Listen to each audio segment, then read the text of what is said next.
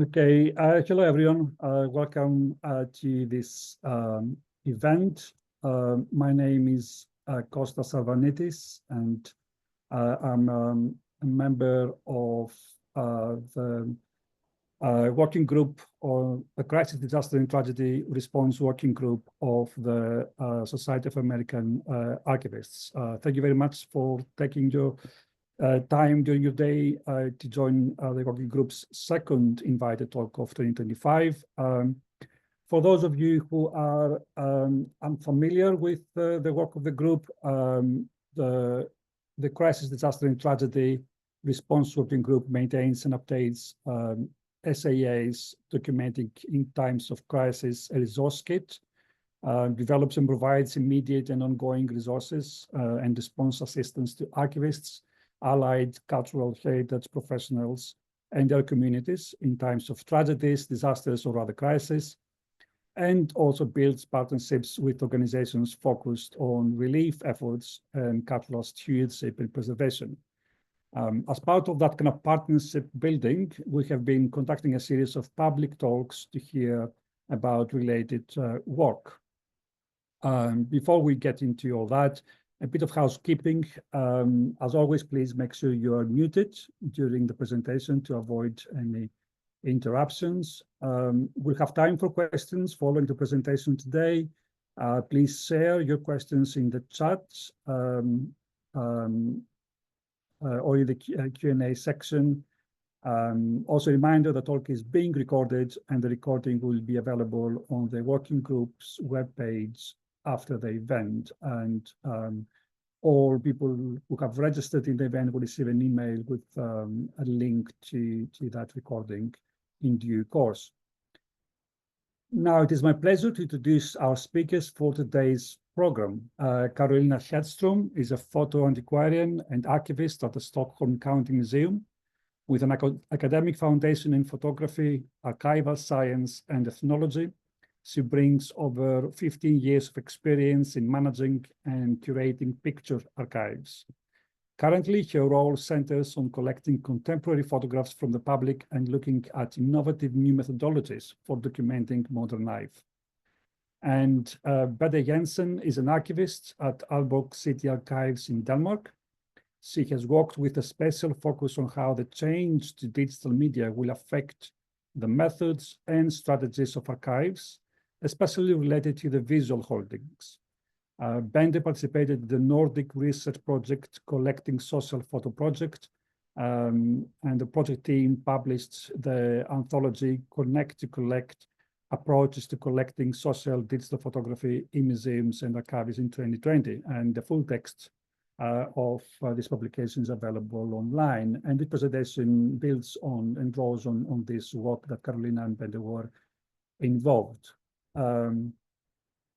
So that's all for me. I'll hand over now to Carolina, to Bente and Carolina for the presentation. Thank you, Kostas. I'll share our presentation.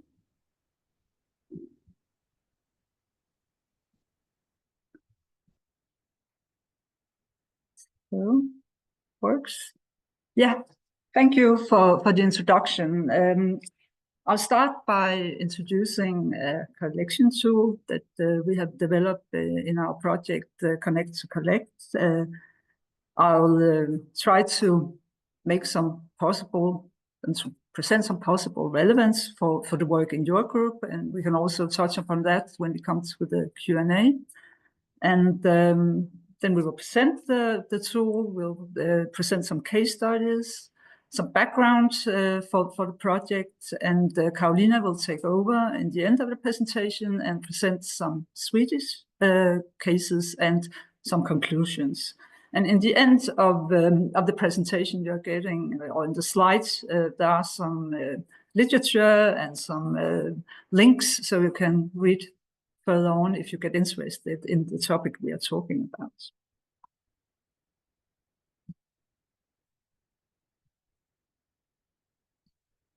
Yes. This talk will present the Connect to Collect network, which is a collaborative network of Nordic. Sorry, now I can't see my own screen. That's not good. Yeah. Of Nordic museums and archives dedicated to active collecting and preserve social digital photography. You could say it's museum and archives, and it's a point that it's a collaboration between archives and museums, because you could say we are sharing our competences. If you are talking a bit like a stereotypical, you could say that the archives are very interested in the back end and can learn a lot from the museums about how to involve the public and how to exhibit the things we are collecting. We are exploring some new methods for collecting and curating, and we would claim it's also relevant for crisis and disaster collection.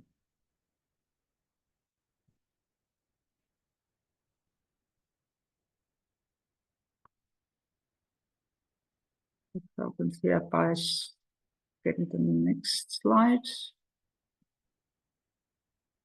This is not working.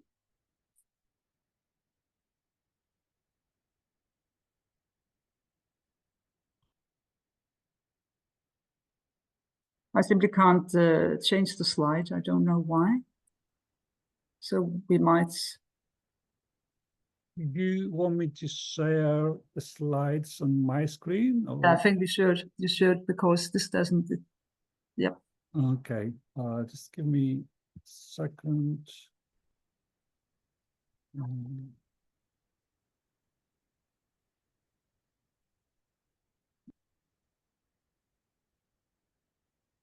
Should I try and share my screen instead, because I have the presentation? Yes. Yeah, sure. If you want, Caroline, yeah.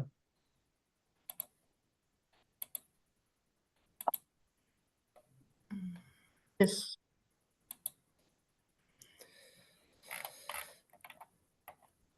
Can you see my screen now? Yes, we can. Yes. Okay. Thank you. I'm sorry. The partners in the project are from the Nordic countries, all of the Nordic countries except for Norway. And that's a coincidence. They have different backgrounds, you could say. Some are focused on locality, and other, like the Finnish Photographic Museum and the Gothenburg Natural Museum, work within a theme. Next, please. Yeah, our current project is funded by the Nordic Culture Fund, and it has a focus on community engagement, employing citizen science and approaches to address contemporary themes as social and ecological sustainability. And as I said before, it could be of interest for the work that you are doing. I could present some of the case studies. The Finnish Museum is working with mixed Finns, they call it. They are working with Asian people who have mixed background in the Helsinki capital area. The Natural Museum is working with, or inviting the public to picture sustainability in their collection initiative. And Aalborg City Archives, where I work, we are working with an organization to action against climate changes. Next. The relevance could be that of interest for the focus in your working group doing active collection is that the museum and the archives have developed a digital collecting tool that the public can access anytime and upload photos and text straight away easily from mobile phone or computer. It's possible to create a collection team in a few seconds for the archives or museum in a sudden situation if you need it. And the collected material is visible to the public also immediately if you want it. That's the next. The participating archives and museums test the same methods out of different collection themes and places. Some of the cases have themes that are related to rapid response, as a terrorist attack in Stockholm 2017 and the COVID pandemic. Other cases are more about everyday life or longitudinal development of traditions and changes. Thank you. Next. Caroline, sorry. Yeah. No, I'll just say that you'll be back with some cases that are related to COVID and to the terror attack. Yeah. There's some standards about the web app. It's built according to the standard Spectrum 5, and it guarantees secure handling of personal data. Collected material is exported to the Museum and Archives' own collection system, and it meets the national requirements in the Nordic countries to access, and it's also multilingual. Yes. Please. You can also, we often ask when it's an open platform, and if you signed up, you can just, upload your material. If we trust people, you could say the use of the Connect to Collect platform is based on trust. The only limit we have is the number of uploads at a time after the user has signed up. It's the user's own decision whether the photos are visible for the public or not. That means that the upload is meant only for archiving.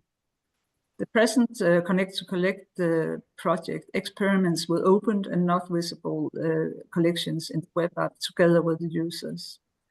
And our experience is so far that the people follow the collection themes and rules. Next, please.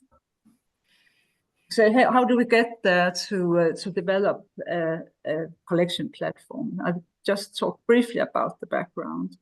It comes from a Nordic project with almost the same partners, which was a 3-year research project, which was exploring how museum and archives can collect social digital photography. Next, please. Now it's time to define what we mean about social digital photography. It's a photography which is dependent on its context, being an assemblage of geodata, motifs, text, emojis, likes, shares, and networks. Social photography can also be regarded as a form of communication, where the visual resembles words or languages. Please. We tried in our old project a number of methods. We used generated collecting, where contributors themselves choose what to contribute with and what should be collected. We also made collections based on the selections of museums and archives. We're trying to curate with the users. And then in one instance, we were trying automatic harvesting, but we soon stopped that of juridical reasons. We made a lot of case studies. You could say we had a lot of research questions, and then we worked from below, and in 3 themes: places, visual and social practices, and viral events. You can read about the case studies in the anthology, and I put it on the link to the anthology on the last slides. The next step was the development of a collection platform, Connect to Collect, which we are going to talk about today. This time we wanted to be independent of social media. We wanted to focus on the social and the cooperation with the public, with the user in the center. And we also wanted to secure a smooth workflow between archives, museum, and the download to the actual collections or the holding. Connect to Collect is a web app. You can address it through mobile and on your computer. And right now there are 10 museums and archives in the Nordic country using the web app. Now I'll go to some of the case studies, or one of the case studies at the Aalborg City Archives. As I said before, we have a new project where we're trying to experiment with different ways of using the web app together with the public, you say, or the users. And one of our projects is collecting photos of climate activism together with the Grandparents Climate Action Group in Aalborg. Next. When we do that, you could say we just go through 3 slides. What do we do when you upload photos? You could say you do the work of an archivist because you make a selection and you do the description. Next. So the dates, the location. Next. And you give permission, you choose a license. Next. And then you load up. An important thing is that you make a decision about whether the contribution is visible to other people. Most people make their photos visible to the public. Next. The method we're using at Aalborg City Archives with this group is co-archiving using the web app. As it says, it's grandparents, and what they tell us is that it's really improving their digital skills, and they find it really stimulating. We have a lot of discussions about the selection of photos from the organization, discussions about the descriptions, the relevance for the rest of the world, copyright, handling of personal data, whether things should be visible or not.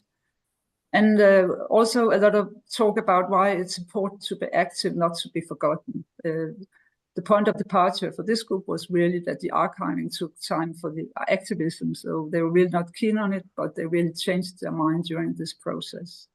And also they had to learn that social media platforms are not archives. Next. Yeah, just an example of what's uploaded. Next. Yeah, the platform has also been used in a national project in Denmark, where I'm a part of the working group. It's a national project about collecting contemporary documentation about the reaction to climate change in Denmark in general. And the participants in this project are all the heritage institutions, really local as national archives, museum, and libraries, and it's hosted by the National Archives in Denmark. Next. And the relevance for this talk, you could say, is that here the web app is also tested. Next.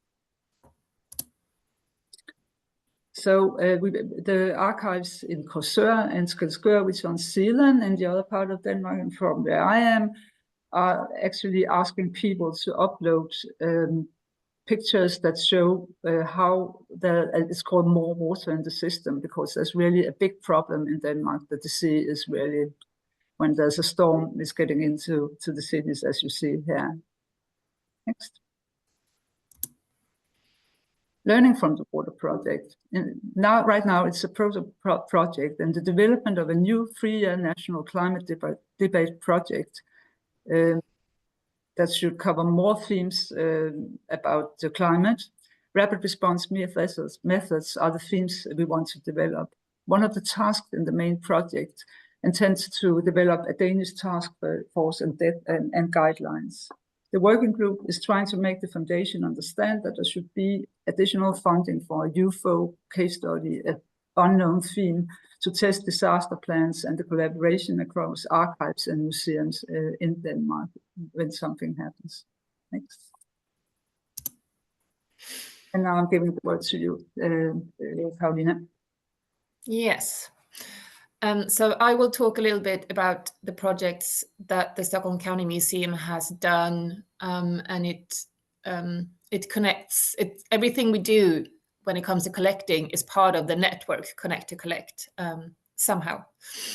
So I'm going to talk about 3 different collections: the terror attack in Stockholm, and the COVID years, and the crisis preparation that we're doing at the moment.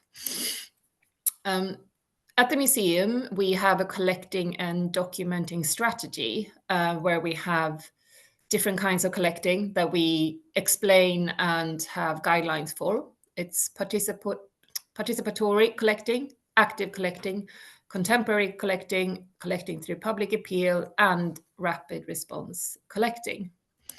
And I will talk about the rapid response collecting since it's your group, so I won't talk about the other kinds that we have in our strategy. But the text that reads in our strategy is collecting material from the immediate present that reflects social or political events or technological and economical changes with significant impact on people's lives. And it also states that the collected material should be promptly displayed in some form of exhibition or curated content on the museum's website. So we have in the strategy that not only should we collect, but it should be available quickly as well. And some of the things that we have in the strategy that we find is important is that rapid response collecting places significant demands on museum staff, requiring them to swiftly adapt and make judgments about which events are important enough to be collected. And that's why it's so important to have this strategy in place and go through it and know it before something happens. And rapid response collecting is often associated with sensitive topics that require both ethical and legal considerations. And again, it's something to work on beforehand, before something happens, because you don't always have the time to try and contact a lawyer, which in our case takes about 6 months at this museum. And then we have a collection group, and together we make the decision by responding to the questions in a checklist that we have called Documenting the Present in Times of Crisis. And this is the checklist. I won't go through it, but you can see the bits that we have. So this is something that we use for every project, and we go through it together in the group and discuss it. And like Bente showed, we actually have a few digital collecting tools, but they all work in the same way that the public can register and upload their images, and they will become instantly available on the website. Here is our digital collecting tool called Samtidsbild, which means contemporary life image. We're now up to 12,000 images, and on here we don't have a theme. We sometimes go out in social media and say, oh, let's see all your hobbies or something like that. But this is just an ongoing website. It's been going since 2011, and anybody can upload any images here. The way we make sure that nothing bad comes up is that we check it every day. And since 2011, only one image has been removed. And it was an image of a beach where there was a woman with no clothes in the background of the image. Apart from that, we haven't had to remove any images at all. But you have to register, so you have to enter your name and your email. So I think it will be so much easier for us to get more images if we didn't have to register, but the registration is a way to keep a control. So in 2017, there was a terror attack in Stockholm. There was a vehicle, was a truck that was hijacked and deliberately driven into the crowds along the main shopping street before being crashed into a department store. 5 people were killed and 14 others were seriously injured. And I didn't work at the museum then, so I wasn't part of the collecting, but I know about it. And this is one of the images that came in. We went out publicly and said, we want to collect your thoughts and your images from this day. And this image came up. And it was one of the images we discussed. Should it be made available? Is it too unsettling? Is it ethically wrong to show something like this? Could it be distressing for people? But we, or the group then, discussed it and said that no, this is one of the images that they have uploaded, and it's what happened. So that the whole documentation can be seen on our website, and the collaboration because we're the county museum, so we have the whole of the county, but this was done in a collaboration with the city museum. and we collected both images and texts, and also screenshots. I know they said that they would like some screenshots. And yeah, for example, here are some of the images that came through. And one of the images on the top right is a screenshot between a son and a mother. And it says, the mother says, "I hope you're home." And the son says, "No, Mom, I'm dead." And she says, "Do not joke." And he says, "Well, you have to joke." And she says, "Not today."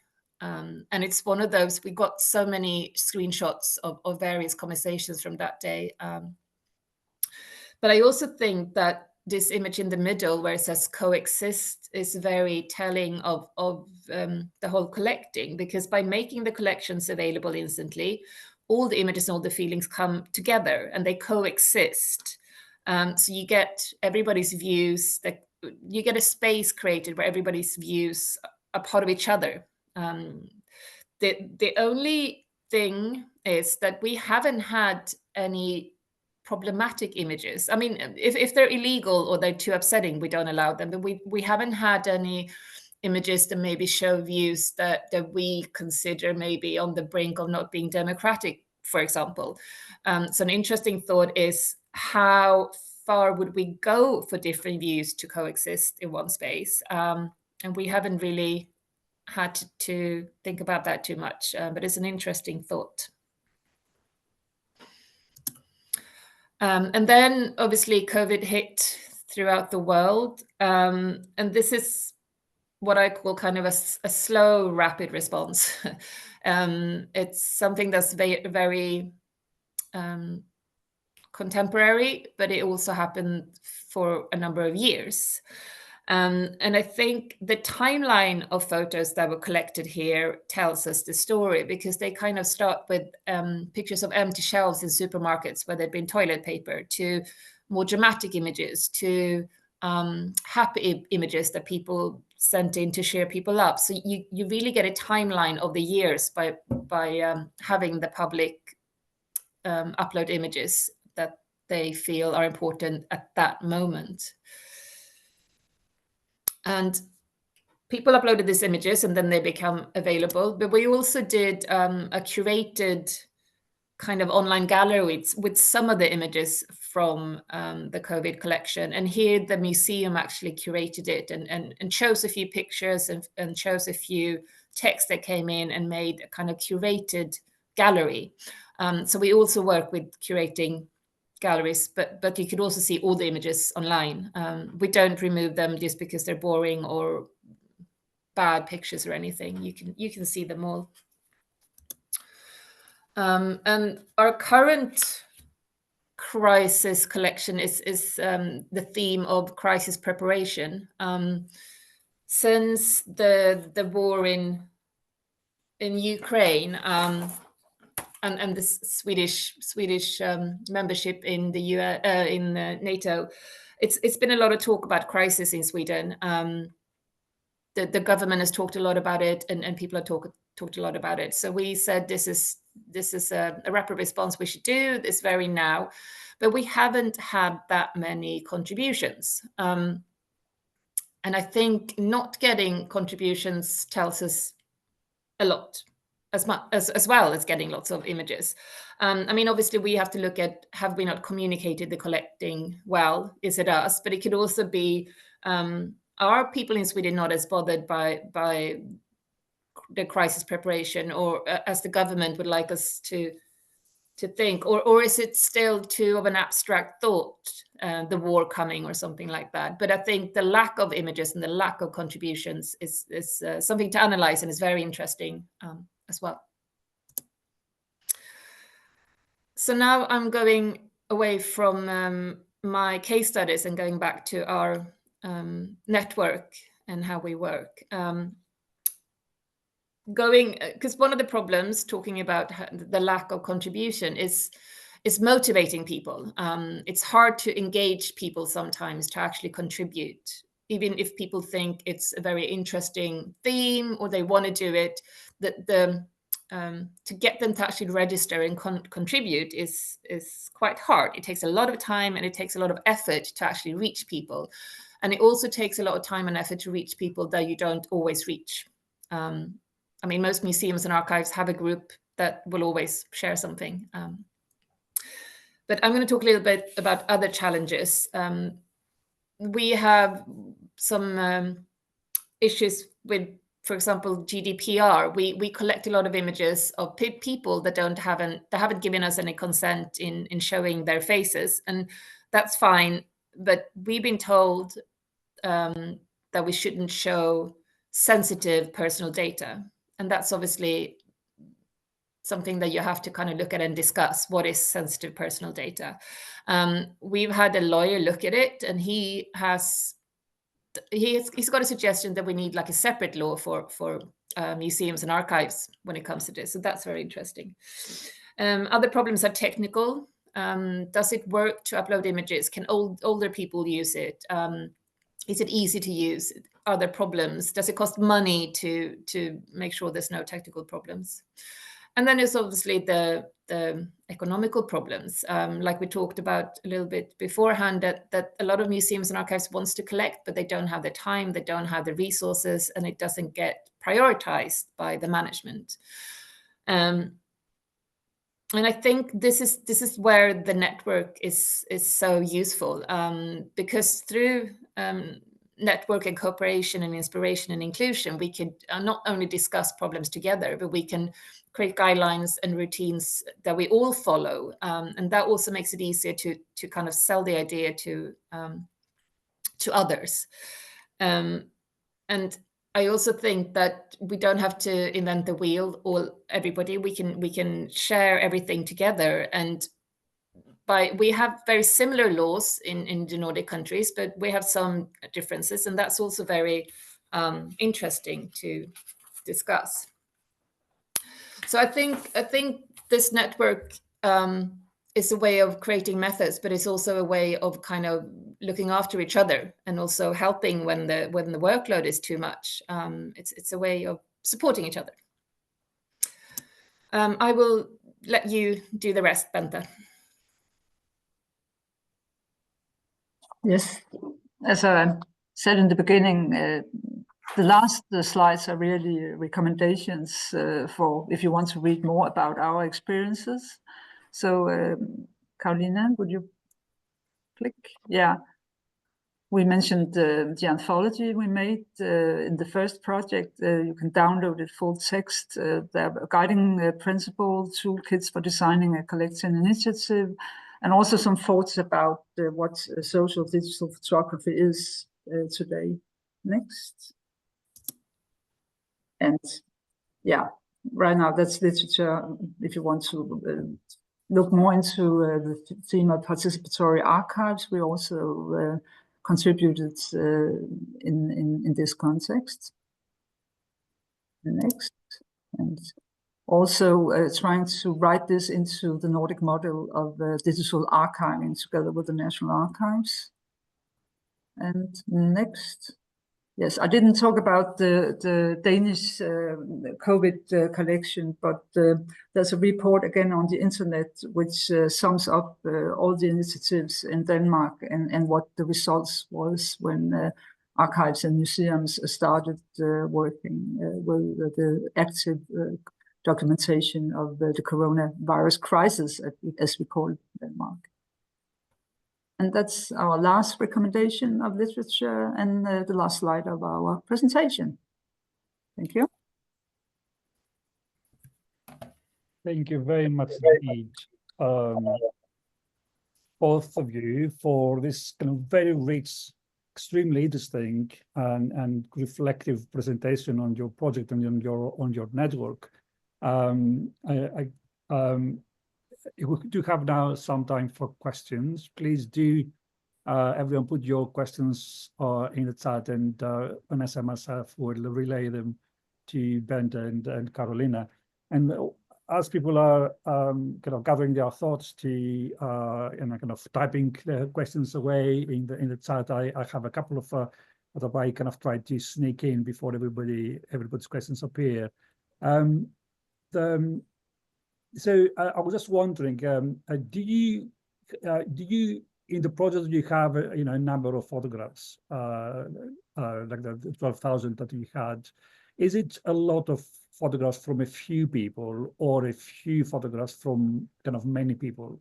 In other words, do you have some people who are really kind of invested in kind of participating in this way? And if so, are these, do you have any kind of information about the kind of the who they are, not in terms of kind of their names and the kind of personal details, but are they members of the kind of friends of the museums, of the kind of the local museum, or do they have like a existing links to the museums and archives, or they're just kind of members of the public? And I have another one, but I'll keep it for later. I would say it's both. I mean, from the 12,000 images we have, there's one person who actually has uploaded like 1,000 images. And we said, I mean, it says in the terms and conditions that we are allowed to remove images. We haven't so far, but I did actually contact her because her images were of not the same thing, they're very similar, and there were so many of them. So I contacted her and just suggested that maybe she would go take pictures of other places or some, but that's the only person I've ever contacted, and it's only because they kind of came like compulsory somehow. And then we have a few other people that also have uploaded like a few hundred images actually. So there's a few people that have uploaded a lot, and then there's a lot of people that have only uploaded one, and then there's people who have uploaded 10. It's very varied. We know we have asked people like, do you want to take part in a survey just to see who they are? And that's what I mean about how it's hard to reach the people outside of our little bubble, because I mean we mostly have women over 40.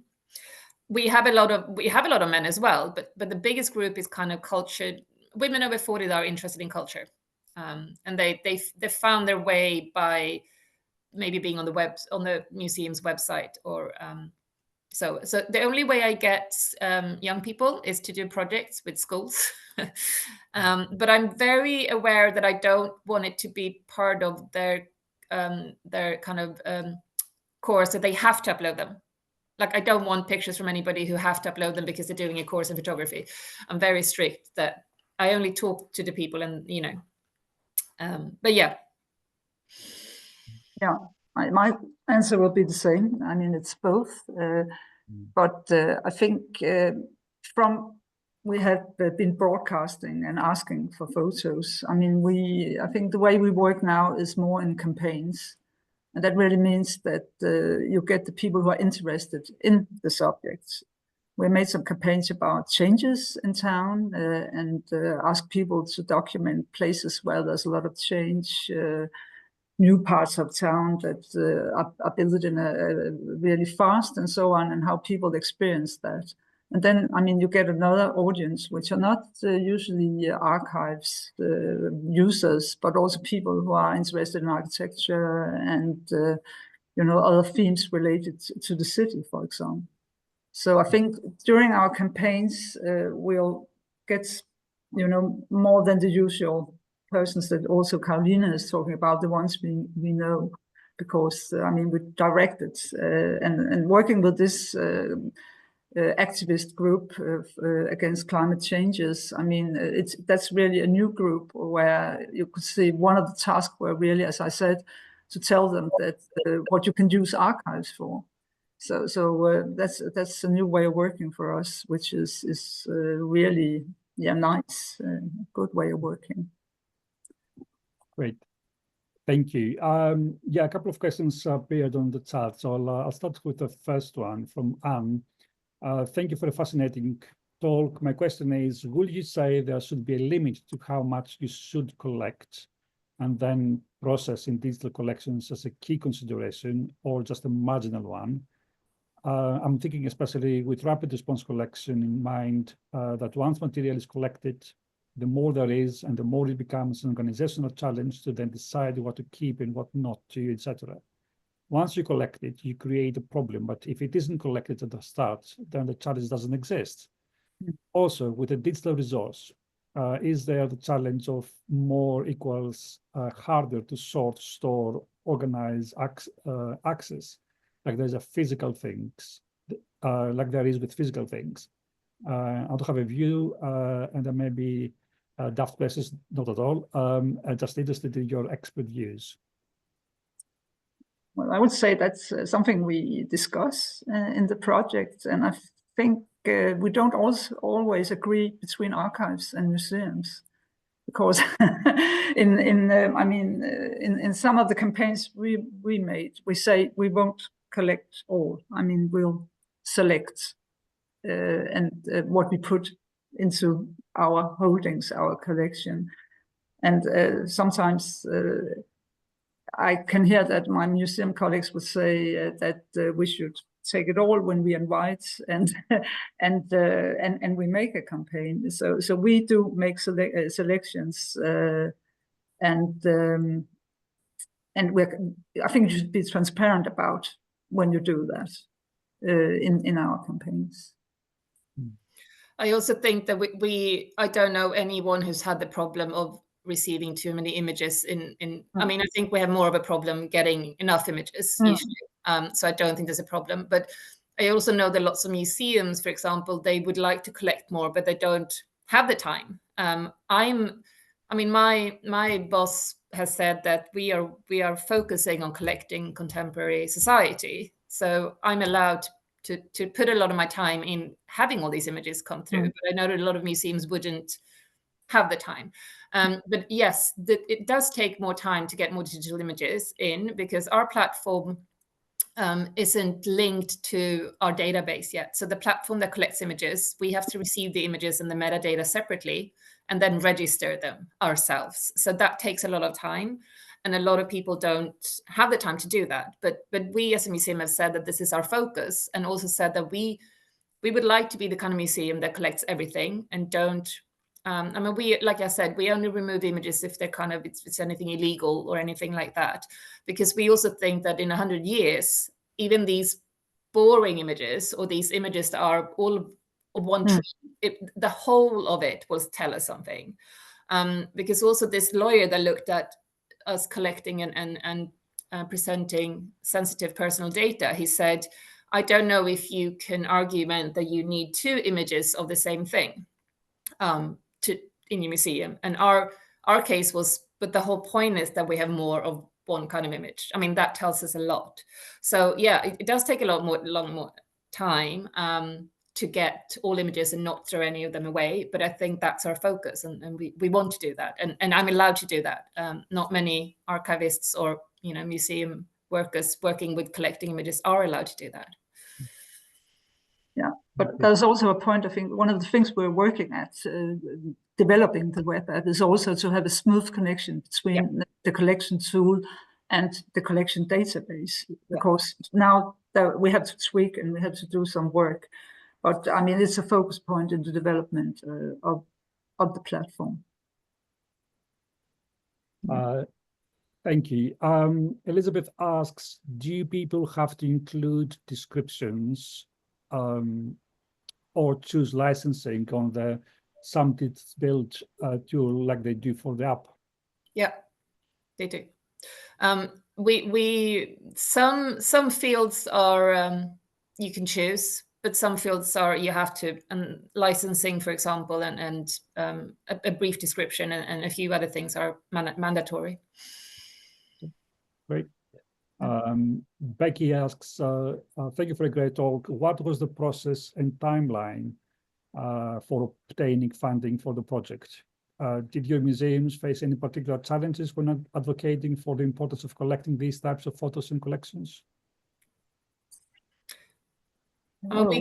We got money first from just to meet up, and I mean, we get money like to meet up and discuss if we should do a project, and then we get more money to do the project. So there's a few, we have to get money now and again. But I think, I mean, this current project that we're doing, that was a few years ago, we got the money.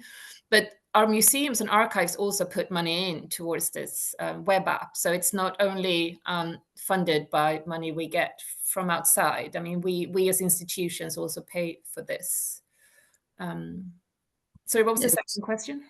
Yeah, I mean, we put working hours into this, but I think there's quite an interest in the Nordic cultural policy to include people in these processes.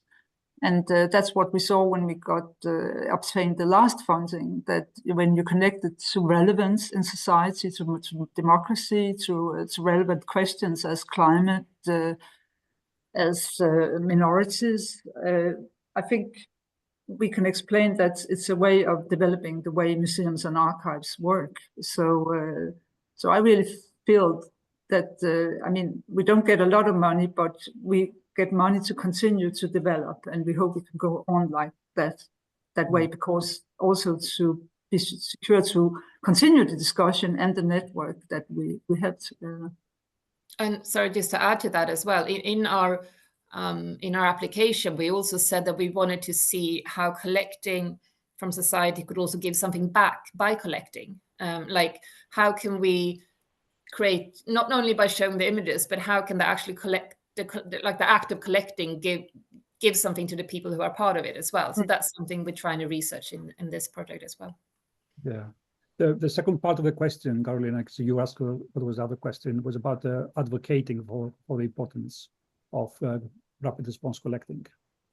Yeah, I mean, we, like I said, my museum has a focus on collecting contemporary society, and not a lot of other museums have that. And when I speak to other people, they find it hard to get the management to agree to it. But I think, I mean, we in the museum law in Sweden, it says that you should collect and make available contemporary Swedish life. So I think I'm just following the law. And you could say that the experiences we have had as archives, doing a lot of active collecting, is really used in the National Climate Project today. So without our projects, I mean, the water project and the climate discussion, the national project would not have been like it is today. So yeah, so it's useful. Great. So Vanessa asks, aside from discussing as a consortium or within your institutions which project to pursue, do you receive requests to collect on certain topics? If so, how are those evaluated? And I just want to say, because that's also one of my questions as well, because I've noticed that in your collecting policy, you had one of the areas of collecting policies to collect after a public appeal.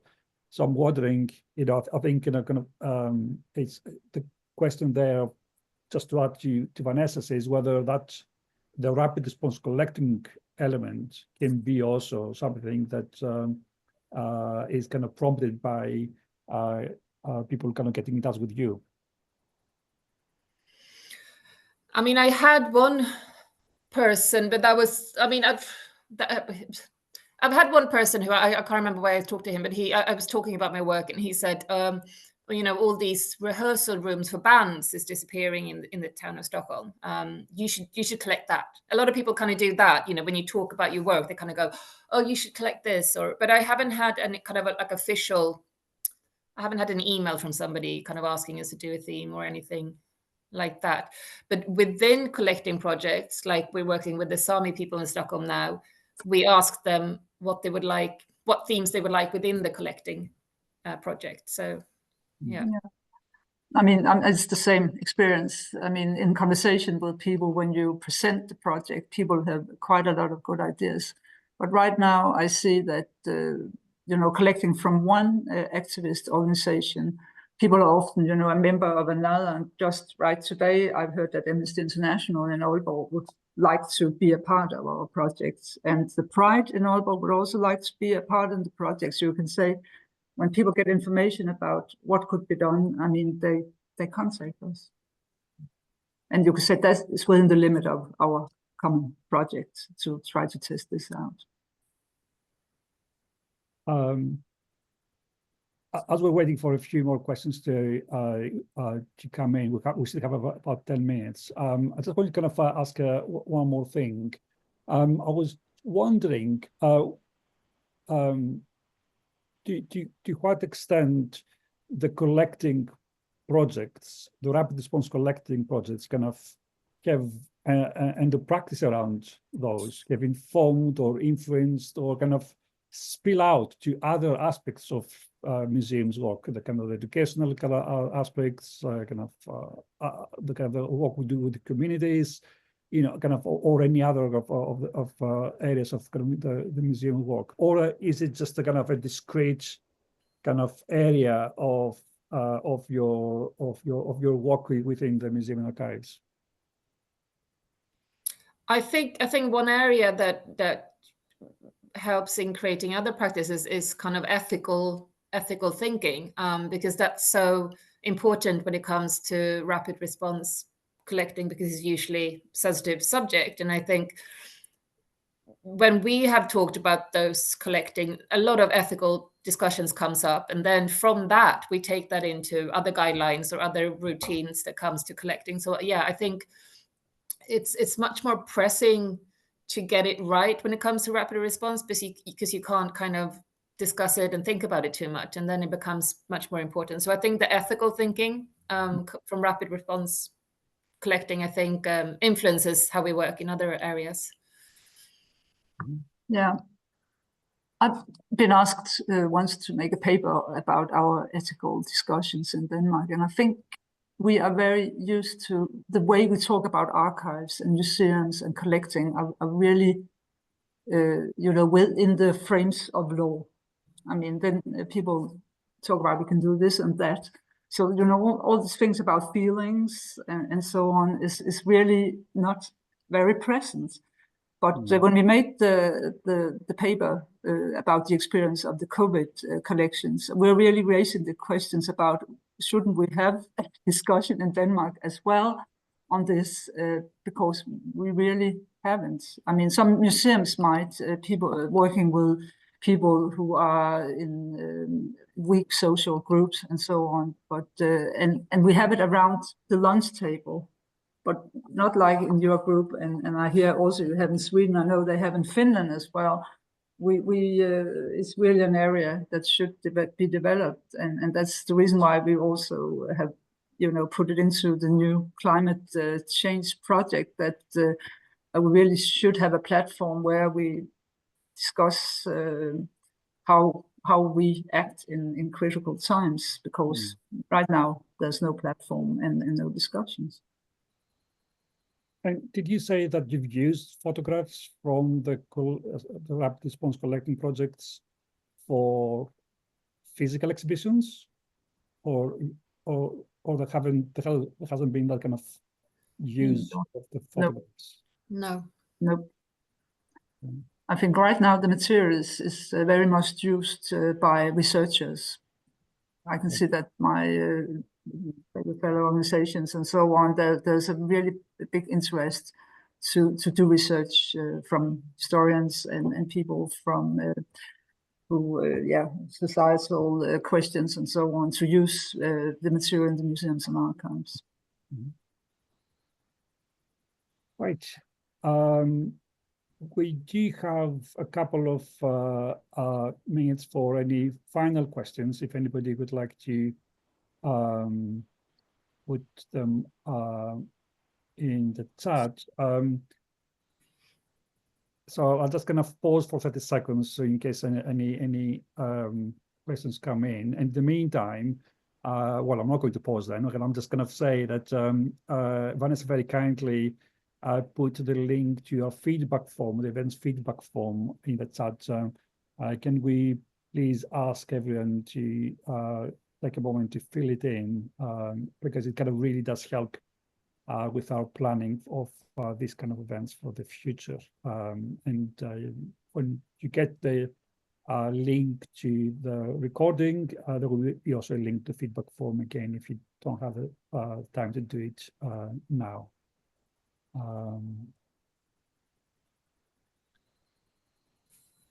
Okay. Maybe I can then ask my final, one more question. Well, I'm not going to do that because there is a question kind of arrived, which is, yeah, Carolina mentioned working with school programs to submit photographs. Could you maybe speak to any special considerations surrounding submissions from minors? I mean, the schools, the students I work with are usually over 16 years of age. We don't collect images from younger people where we need the parents' consent, because it doesn't work. So I only work with students who are over 16. But I think it's very important to, because when they have to register on a website and they have to give their kind of personal data, they don't like it. They feel like they have to do it because they're doing a course, and I don't want them to have to do that. So we're kind of looking at ways that they can upload the images through kind of a user, which is like the school's user or something, and also like that they don't have to do it unless they want to. But when it comes to rapid response, for example, I've done a project for crisis preparation with them, and I went to the school and we talked about it, and they had lots of thoughts on what they think about the war or the Russians, or but they only uploaded one image. So it's interesting. It's really interesting what goes wrong when collecting. Thank you, Carolina. And I'm just kind of putting the feedback form link again.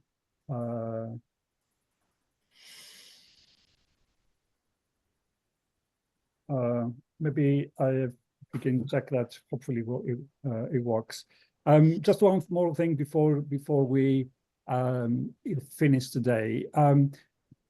You might have mentioned it and I missed it. One is so the web app. Is it possible for other museums and archivists to? Is it open source? Is it something that people can replicate for their own institutions, or not? Bente, I'm looking at you here. It's not open source, you could say. It's we develop it together with a firm, so you pay a certain amount of money each year to be able to use it, and then you could say we have a group of developers and institutions that develop it together. So it's not open source. But it's, even though we have developed it together with this firm is like a commercial firm who wants to sell it to everybody. So they want as many institutions to use it as possible. So we just kind of, we've worked, I mean, they're a commercial company who wants people to use buy their product, basically. So anybody can use it. Great. Okay. I think we can leave it there. Before we log off, I'd like to thank you both for joining us today, for sharing your thoughts and reflections on your projects. We were saying before we start how important it is to take kind of time to kind of do this kind of reflection on something that kind of finished, and hopefully, or I'm sure people found those thoughts and reflections useful for their own work as well. And before we finish, if I can get my notes up. Yes, just to remind everyone, this was like our second kind of talk for the year. Please keep a lookout for announcements on the SAAA list for future events by our working group. And thank you again for joining us today. Do try to complete the feedback form if you can, and enjoy the rest of your day or evening. Bye, everyone. Bye. Thank you. Bye. Thank you.